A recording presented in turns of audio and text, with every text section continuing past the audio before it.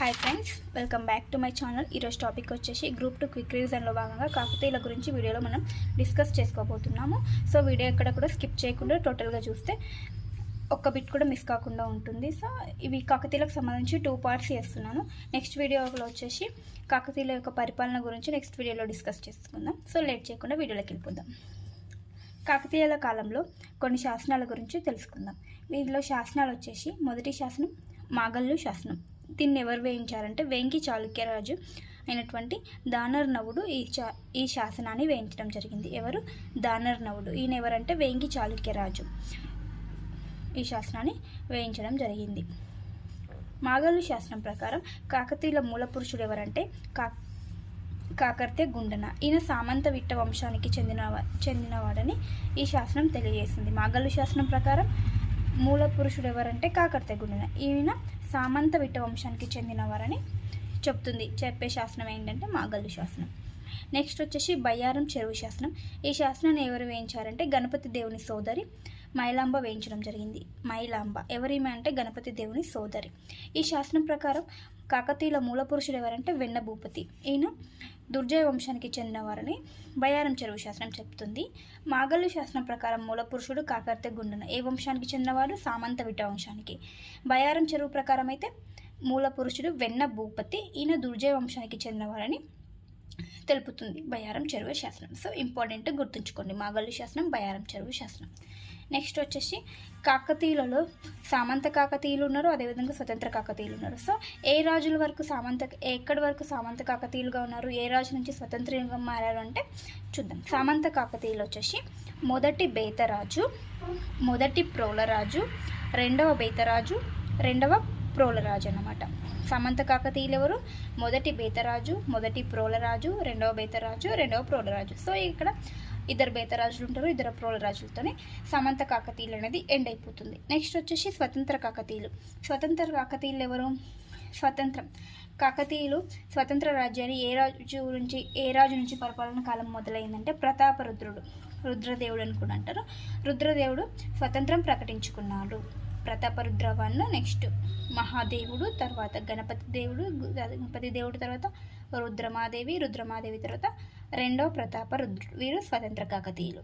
సామంత కాకతీయులు వచ్చేసి బేతరాజు, ప్రోలరాజు, మొదటి రెండుకు సంబంధించి. నెక్స్ట్ వచ్చేసి శాసనాల గురించి తెలుసుకుందాం.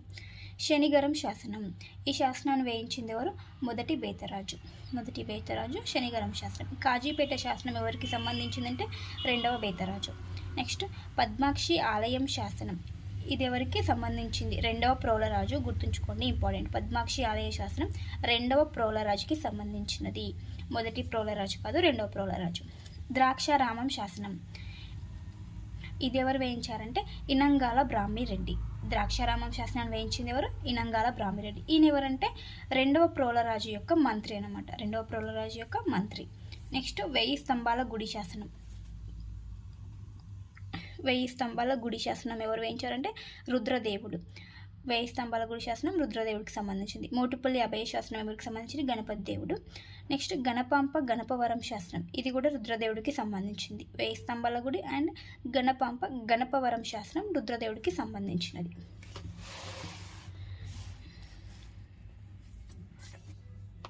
నెక్స్ట్ చోబ్రోలు శాసనం. ఈ శాసనాన్ని ఎవరు వేయించారంటే రేచర్ల రుద్రుడు వేయించడం జరిగింది. గణపేశ్వరం శాసనం. దీన్ని వేయించింది జయాప సేనాని. గణపేశ్వరం శాసనాన్ని వేయించింది ఎవరు? జయాప సేనాని. ఈ రెండు శాసనాలు ఏం చెప్తున్నాయంటే గణపతి దేవుడి యొక్క దక్షిణ దేశ విజయాల గురించి ఈ రెండు శాసనాలు తెలుపుతున్నాయి. చోబ్రోలు శాసనం, గణపేశ్వర శాసనం. చోబ్రోలు రేచర్ల రుద్రుడు, గణపేశ్వర శాసనం వచ్చేసి జయాప సేనాని. ఎవరి విజయాలు? గణపతి దేవుడి యొక్క విజయాలు ఈ రెండు శాసనాలు తెలుపుతున్నాయి, దక్షిణ దేశ విజయాలు. నెక్స్ట్ జమలాపురం శాసనాన్ని వేయించింది గణపతి దేవుడు. మల్కాపురం శాసనం, బీదర్కోట శాసనం. ఈ రెండు శాసనాలు రుద్రమాదేవికి సంబంధించినవి. మల్కాపురం, బీదర్కోట గుర్తుంచుకుంది. నెక్స్ట్ దుర్గి శాసనం. దీన్ని వేయించింది ఎవరంటే కాయస్థ జన్నిగ దేవుడు. ఎవరు? కాయస్థ జన్నిగ దేవుడు. ఈ శాసనం ఏం తెలుపుతుందంటే రుద్రమాదేవి పట్టాభిషేకం గురించి శాసనం తెలియజేస్తుంది. క్వశ్చన్ ఇట్లా అడగవచ్చు, రుద్రమాదేవి పట్టాభిషేకం గురించి తెలియజేసే శాసనం ఏదంటే దుర్గి శాసనం. గుర్తుంచుకోండి, ఎవరు వేయించారు? కాయస్థ జన్నిగ దేవుడు. కాయస్థ జనిగదేవుడు. నెక్స్ట్ వచ్చేసి చందుపట్ల శాస్త్రం. దీన్ని వేయించింది ఎవరంటే పువ్వుల ముమ్మడి. ఎవరు? పువ్వుల ముమ్మడి. ఈ శాస్త్రం ఏం తెలుపుతుందంటే రుద్రమాదేవి మరణం గురించి తెలిపే శాస్త్రం చందుపట్ల శాస్త్రం. చాలా ఇంపార్టెంట్, గుర్తుంచుకోండి. చందుపట్ల శాస్త్రం వేయించింది పువ్వుల ముమ్మడి. ఎవరి మరణం గురించి తెలుపుతుందంటే రుద్రమాదేవి మరణం గురించి శాస్త్రం తెలుపుతుంది. దుర్గి శాస్త్రం వచ్చేసి రుద్రమాదేవి పట్టాభిషేకం గురించి తెలుపుతుంది. చందుపట్ల శాస్త్రం రుద్రమాదేవి యొక్క మరణం గురించి తెలుపుతుంది, గుర్తుంచుకోండి, ఇంపార్టెంట్. నెక్స్ట్ త్రిపురాంతకం శాస్త్రం. ఈ శాస్త్రాన్ని వేయించింది ఎవరంటే అంబదేవుడు. అంబదేవుడు వేయించాడు ఈ శాస్త్రాన్ని. అంబదేవుని విజయాల గురించి ఈ శాస్త్రం వర్ణిస్తుంది. ఎవరి విజయాలు? అంబదేవుడి విజయాల గురించి వర్ణిస్తుంది. ఈ శాస్త్రాన్ని వేయించింది కూడా అంబదేవుడు. సో రుద్రమాదేవి కాయస్థ అంబదేవుని చేతిలో మరణానికి కారణమైన యుద్ధం వచ్చేసి ఈ త్రిపురాంత యుద్ధం. రుద్రమాదేవి ఎవరి చేతిలో మరణం పొందిందంటే అంబదేవుడు. కాయస్థ అంబదేవుని చేతిలో మరణానికి కారణమైన యుద్ధం ఏది? త్రిపురాంతక యుద్ధం, గుర్తుంచుకోండి. నెక్స్ట్ సకలవీడు శాస్త్రం. సకలవీడు శాస్త్రం. నెక్స్ట్ కొల్లనుపల్లి శాస్త్రం. ఈ రెండు శాస్త్రాలను వేయించింది ఎవరంటే రెండవ ప్రతాపరుద్రుడు. ఎవరు? రెండవ ప్రతాపరుద్రుడు వేయించాడు సకలవీడు శాస్త్రం, కొల్లనుపల్లి శాస్త్రం. ఒక ఆర్డర్లో ఉన్నాయి, సో గుర్తుంచుకోవడానికి ట్రై చేయండి. దుర్గి శాస్త్రం, చందుపట్ల శాస్త్రం, రుద్రమాదేవికి సంబంధించినవి. నెక్స్ట్ మల్కాపురం శాస్త్రం, బీదర్కోట శాస్త్రం రుద్రమాదేవి వేయించింది. గణపతి దేవుడికి సంబంధించినవి జమలాపురం శాసనం, మోటుపల్లి అభయ శాసనం, గుర్తుంచుకోండి. నెక్స్ట్ రెండవ ప్రతాపరుద్రుడు అంటే చివరి రాజు యొక్క శాసనాలు ఏంటి? సకలవీడు శాసనం, కొల్లనుపల్లి శాసనం. గణపేశ్వర శాసనం వచ్చేసి సేనాని, జయాప సేనానికి సంబంధించింది. చోబ్రోలు శాసనం రేచర్ల రుద్రుడికి సంబంధించినది, గుర్తుంచుకోండి. నెక్స్ట్ వచ్చేసి ఒక ముఖ్యమైన ఇంపార్టెంట్ బిట్, ఓరుగల్లు కోట నిర్మాణం. ఇది చాలా ఇంపార్టెంట్. ఎవరి కాలంలో ప్రారంభమైంది, ఎవరి కాలంలో ఇది పూర్తయింది, గుర్తుంచుకోండి. రెండవ ప్రోలరాజు కాలంలో ఈ ఓరుగల్లు కోట నిర్మాణం అనేది ప్రారంభమైతే రుద్రదేవుడు కాలంలో పూర్తయిందన్నమాట. రుద్రదేవుడు అంటే మొదటి ప్రతాపరుద్రుడి కాలంలో ఈ ఓరుగల్లు కోట అనేది పూర్తయ్యడం జరిగింది. కాకతీయులలో మొదటి స్వతంత్ర రాజు ఎవరు? రుద్రదేవుడు. క్రీస్తు శకం 1163లో స్వతంత్రం ప్రకటించుకున్నాడు. నెక్స్ట్ వచ్చేసి రుద్రదేవుడిని వినయభూషణుడు అని తెలిపే శాసనం ఏది? రుద్రదేవుడిని వినయభూషణుడు అని తెలిపే శాసనం ద్రాక్షారామం శాసనం అన్నమాట. దీన్ని వేయించింది ఇనంగాల బ్రాహ్మిరెడ్డి, గుర్తుంచుకోండి. రుద్రదేవుడిని వినయభూషణుడు అని తెలిపే శాసనం ద్రాక్షారామం శాసనం. రాజధానిని హన్మకొండ నుండి వరంగల్కు మార్చిన వారు ఎవరు? ఏ రాజు మార్చారంటే రుద్రదేవుడు మార్చడం జరిగింది.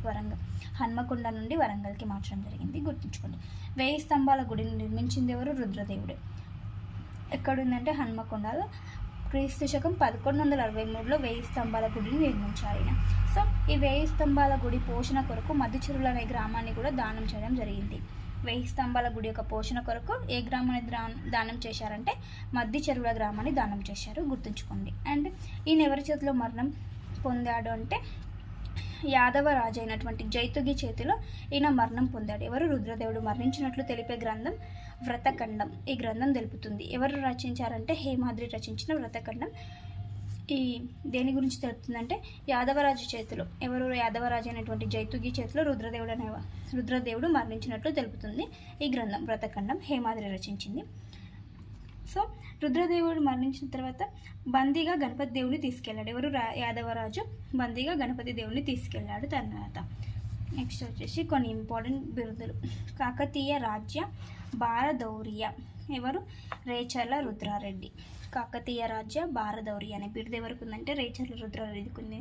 ఎందుకంటే ఈయన కాకతీయ రాజ్యం సంక్షోభంలో ఉన్నప్పుడు కాకతీయ రాజ్యాన్ని కాపాడాడు. సో ఈయనకి రేచర్ల రుద్రారెడ్డి అనే బిరుదు ఇవ్వడం జరిగింది. నెక్స్ట్ వచ్చేసి తెలంగారాయ శిరః కమటోత్పాటన అండ్ ఆంధ్రరాయ స్థాపనోచార్య. తెలంగారాయ శిర కమటోత్పాటన అండ్ నెక్స్ట్ వచ్చేసి ఆంధ్రరాయ స్థాపనోచార్య. ఈ రెండు బిరుదులు వచ్చేసి యాదవరాజు అనేటువంటి సింగనకు లభించిన బిరుదులు. ఈయన గణపతి దేవుడిని విడుదల చేయడానికి కాకతీయులకు సహాయం చేసిండు. సో ఈయనకి ఆంధ్రరాయ స్థాపనోచార్య అనే బిరుదు కూడా ఉంది, గుర్తుంచుకోండి. ఆంధ్రరాయ స్థాపనోచార్య అంటే సింగన, కాకతీయ రాజ్య భారదౌర్య అంటే రేచర్ల రుద్రారెడ్డి అని గుర్తుంచుకోండి. నెక్స్ట్ వచ్చేసి గణపతి దేవుడి యుద్ధాలు విజయాల గురించి తెలియజేయ శాసనం ఏంటి? ఈ గణపతి దేవుడి యుద్ధాల గురించి విజయాల గురించి తెలియజేసే శాసనం ఏంటంటే ఇరగవరం స్తంభ శాసనం, గుర్తుంచుకోండి. ఇరగవరం స్తంభ శాసనం దేని గురించి తెలియజేస్తుందంటే గణపతి దేవుడి యొక్క యుద్ధాల గురించి అదేవిధంగా విజయాల గురించి తెలియజేస్తుంది, గుర్తుంచుకోండి. ఇంకొక ఇంపార్టెంట్ యుద్ధం ముత్తుకూరు యుద్ధం. ముత్తుకూరు యుద్ధం దీని యొక్క ఇంపార్టెంట్ ఏంటంటే గణపతి దేవుడు ఓడిపోయిన ఏకైక యుద్ధం అన్నమాట ఇది. గణపతి దేవుడు ఓడిపోయిన ఏకైక యుద్ధం ఏంటి? ముత్తుకూరు యుద్ధం. సో ఈ యుద్ధం ఎవరెవరికి జరిగిందంటే మధుర చక్రవర్తి అయినటువంటి జటావర్మన్ సుందర్ పాండ్యన్కి అండ్ నెల్లూరు చోళరాజు అయినటువంటి రెండో మన్మసిద్ధికి యుద్ధం జరిగింది. సో గణపతి దేవుడు డైరెక్ట్గా పాల్గొనలేడు, యుద్ధంకి గణపతి దేవునికి సంబంధం లేదు, కానీ ఒక రాజుకు సహాయం చేశాడనమాట. ఎవరంటే నెల్లూరు చోళరాజు అయినటువంటి రెండో మన్మసిద్ధికి ఈయన సహాయం చేసి ఓడిపోవడం అనేది జరిగింది. ఎవరి చేతిలో? జటావర్మన్ సుందర్ పాండ్యన్ చేతిలో గణపతి దేవుడు ఓడిపోవడం జరిగింది. సో ఇక ఈయన ఓడిపోయిన తర్వాత రాజకీయాల నుండి విముక్తి చెంది తన కూతురు అయినటువంటి రుద్రమాదేవికి పరిపాలన అనేది అప్పగించడం జరిగింది. గుర్తుంచుకోండి, గణపతి దేవుడు ఓడిపోయిన ఏకైక యుద్ధం ముత్తుకూరు యుద్ధం. ఇది ఎవరికి జరిగిందంటే మధుర చక్రవర్తి జటావర్మన్ సుందరపాండ్యన్ అండ్ అదేవిధంగా నెల్లూరు చోళరాజు అయినటువంటి రెండో మన్మసిద్ధికి యుద్ధం అనేది జరిగింది. గుర్తుంచుకోండి, ఈ యుద్ధం అనంతరం రాజకీయాల నుండి తప్పుకున్నాడు ఎవరు? గణపతి దేవుడు. గుర్తుంచుకోండి. నెక్స్ట్ వచ్చేసి రేచర్ల ప్రసాదిత్యుడు. ఈయన ఎవరంటే రుద్రమాదేవి సేనాని. ఎవరు? రుద్రమాదేవి సేనాని. గుర్తుంచుకోండి. ఈయన యొక్క బిరుదులు కాకతీయ రాజ్య స్థాపనాచార్య. కాకతీయ రాజ్య స్థాపనాచార్య అనే బిరుదు ఎవరిది? రేచర్ల ప్రసాదిత్యుడు. గుర్తుంచుకోండి. ఆంధ్ర రాజ్య స్థాపనాచార్య అంటే సింగన, యాదవరాజు అనేటువంటి సింగన గల బిరుదు.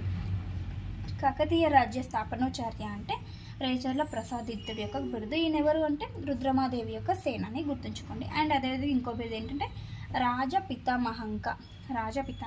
గుర్తుంచుకోండి. సో రుద్రమాదేవి కాలంలో ఒక వ్యవస్థని ప్రవేశపెట్టింది. ఏంటది? నాయంకర వ్యవస్థ. ఎవరు ప్రవేశపెట్టారంటే రుద్రమాదేవి ప్రవేశపెట్టడం జరిగింది. ఇంకా ఎవరు పటిష్టపరిచారు నాయంకర వ్యవస్థని అంటే రెండవ ప్రతాపరుద్రుడు పటిష్టపరిచాడు, అంటే బలపరిచాడు. నాయంకర వ్యవస్థని బలపరిచాడు అని గుర్తుంచుకోండి. సో కాకతీయుల రాజ్యం ఎలా అంతమైందో, ముస్లిం దండయాత్ర ఏ విధంగా జరిగింది, ఎప్పుడు అంతమైంది కాకతీయ రాజ్యం, వాళ్ళు ఎప్పుడు సామంతులయ్యారో చూద్దాం. ముస్లిం దండయాత్ర మొదటి దండయాత్ర ఎప్పుడు జరిగిందంటే క్రీస్తు 1303 ఇయర్స్. గుర్తుంచుకోండి, ఇంపార్టెంట్. మొదటి దండయాత్ర ఎప్పుడు? 1303 జరిగింది. అప్పుడు ఢిల్లీ సుల్తాన్ ఎవరంటే అల్లావుద్దీన్ ఖిల్జీ ఢిల్లీ సుల్తాన్ అనమాట. అప్పుడు సేనాపతి ఎవరంటే మాలిక్ ఫక్రుద్దీన్ జున్నా సేనాపతి. ఫస్ట్ టైం దండయాత్ర జరిగినప్పుడు సుల్తాన్ వచ్చేసి అల్లావుద్దీన్ ఖిల్జీ, సేనాపతి వచ్చేసి మాలిక్ ఫక్రుద్దీన్ జున్నా అనమాట. గుర్తుంచుకోండి. సో ఫలితం ఏమైంది? దండయాత్ర జరిగింది కదా, ఫలితం ఏం దక్కిందంటే ఢిల్లీ సుల్తాన్లు ఓడిపోయారు. ఫస్ట్ టైం దండయాత్రకు వచ్చినప్పుడు ఢిల్లీ సుల్తాన్ అనేవారు ఓడిపోయారు. ఎవరి చేతిలో? రుద్రదేవుడు రెండవ రుద్రదేవుడు ప్రతాపరుద్రుడు చేతిలో ఓడిపోవడం జరిగింది. మళ్ళీ నెక్స్ట్ సెకండ్ టైం కూడా దండయాత్రకు వచ్చారు.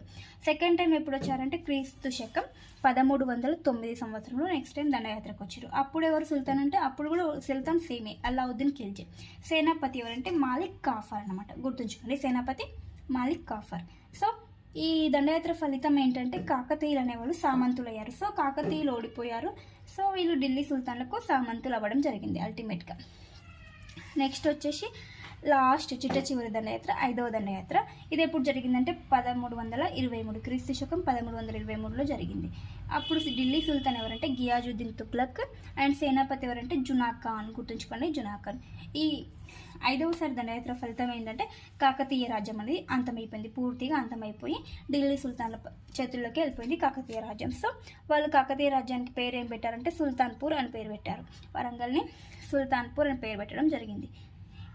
విలాస తామ్ర శాసనం ప్రోలయ నాయకుడు వేయించాడు. విలాస తామ్ర శాసనం ఎవరు వేయించారు? ప్రోల నాయకుడు. ఈ శాసనం ఏం తెలుపుతుందంటే రెండవ ప్రతాపరుద్రుడు ఈ బందీగా తీసుకెళ్తున్నప్పుడు, ఢిల్లీ సుల్తాన్లు రెండవ ప్రతాపరుద్రుని బందీగా తీసుకెళ్తున్నప్పుడు ఆయన నర్మదా నదిలోకి దూకి ఆత్మహత్య చేసుకున్నాడంట. నర్మదా నదిలోకి దూకి ఆత్మహత్య చేసుకొని మరణించడం జరిగింది. సో ఏ శాసనం తెలియజేస్తుందంటే విలాస తామ్ర శాస్త్రం తెలియజేస్తుంది రెండవ ప్రతాపరుద్రుడి యొక్క ఆత్మహత్య గురించి. ఎవరు వేయించారంటే ప్రోలయ నాయకుడు వేయించాడు. గుర్తుంచుకోండి శాసనాల యొక్క చరిత్ర ఏంటో. సో ఇంతేనండి ఫ్రెండ్స్. వీడియో నచ్చితే లైక్ చేయండి, షేర్ చేయండి, అలాగే సబ్స్క్రైబ్ కూడా చేసుకోండి. నేను పీడిఎఫ్ని టెలిగ్రామ్లో ప్రొవైడ్ చేస్తాను. ఇన్కేస్ మీకు కావాలనుకుంటే డౌన్లోడ్ చేసుకోండి. నెక్స్ట్ వీడియోలో పరిపాలన గురించి వారి యొక్క కొన్ని ఇంపార్టెంట్ బిట్స్ నెక్స్ట్ వీడియోలో డిస్కస్ చేస్తాను. అంతేనండి. Thank you for watching. Bye bye.